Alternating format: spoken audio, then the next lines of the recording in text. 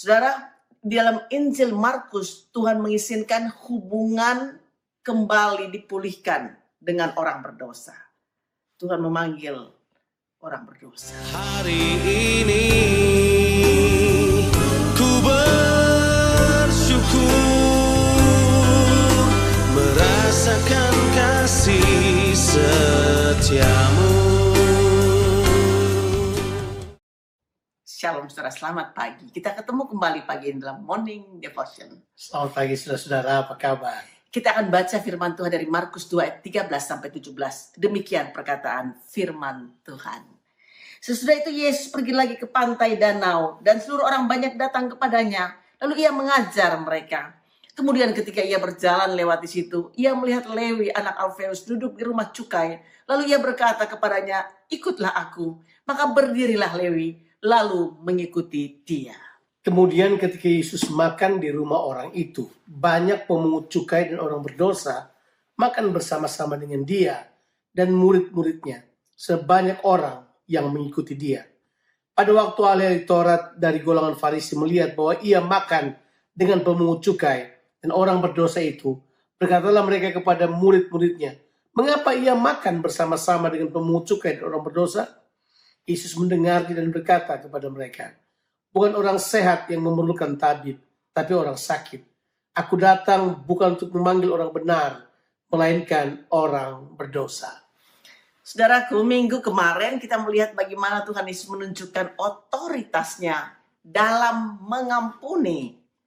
Sekarang ini kita melihat bagaimana Tuhan Yesus menawarkan pengampunan itu kepada pemungut cukai dan juga semua orang-orang berdosa pada masanya.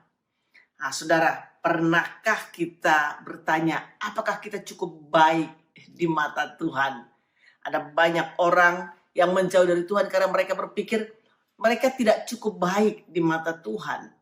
Dan kalau kita berpikir berhubungan dengan perbuatan kita, maka pastilah saudara, kita tidak layak. Karena Tuhan kita adalah Tuhan yang sempurna. Tuhan kita adalah Tuhan yang maha kudus. Tak satu pun dari kita yang memenuhi standarnya. Kita semua berdosa dan kehilangan kemuliaan Allah. Seperti firman Tuhan dalam Roma pasal 3 ayat 23.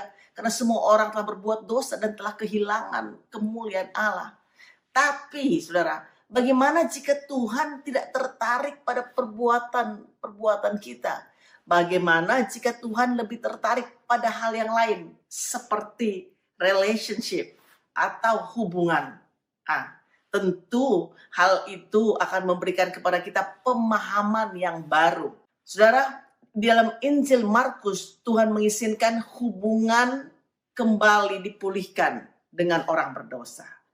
Tuhan memanggil orang berdosa. Coba saudara perhatikan, perikop ini dimulai dengan Yesus berjalan dan kemudian lewat di situ dia kemudian melihat Lewi sedang duduk di rumah cukai dan dia berkata, "Ikutlah." Kenapa justru pemungut cukai ya? Karena pemungut cukai ini pertama mereka orang berdosa, itu jelas. Karena mereka menipu, mereka menindas, mereka menjilat. Tapi kalau pemungut cukai ini adalah orang Yahudi, lebih berat lagi. So pemungut cukai ini akan mengkhianati saudara sebangsa mereka. Makanya orang Yahudi, orang Farisi benci sama pemungut cukai. Mereka itu disebut dengan double sin. Mereka punya dosa banyak banget. Mereka berkhianat terhadap keluarganya sendiri bahkan. Kira-kira seperti itu.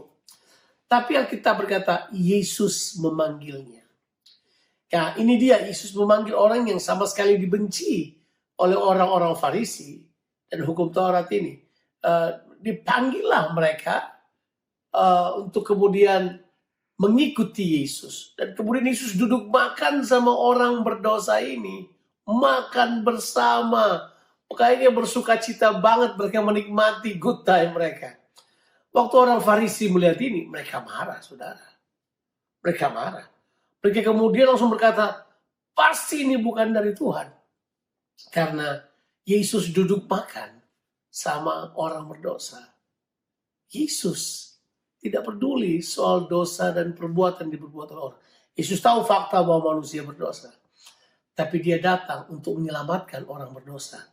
Makanya dia mendekati orang berdosa dengan caranya, yaitu bergaul dengan mereka. Ya, seperti di ayat yang ke-16. Dikatakan mengapa ia makan bersama-sama dengan pemungut cukai dan orang berdosa.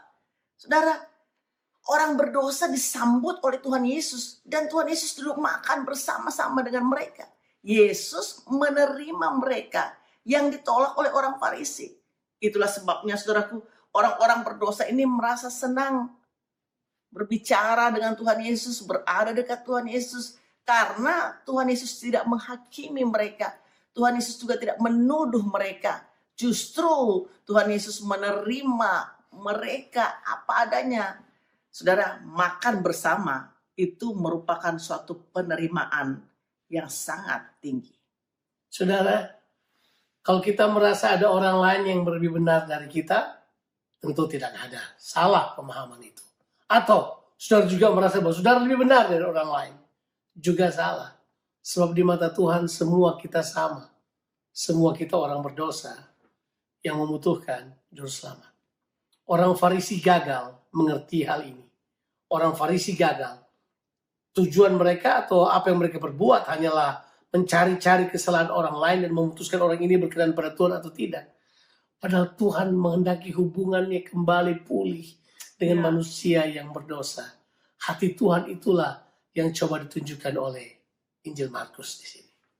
Saudara, Tuhan Yesus memanggil orang berdosa. Dia mau orang berdosa datang kepadanya dan menerima keselamatan.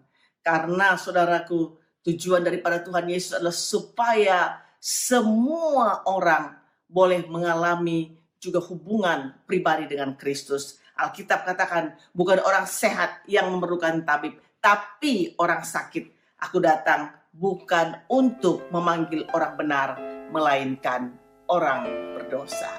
Tuhan Yesus memberkati saudara sekalian. Amin.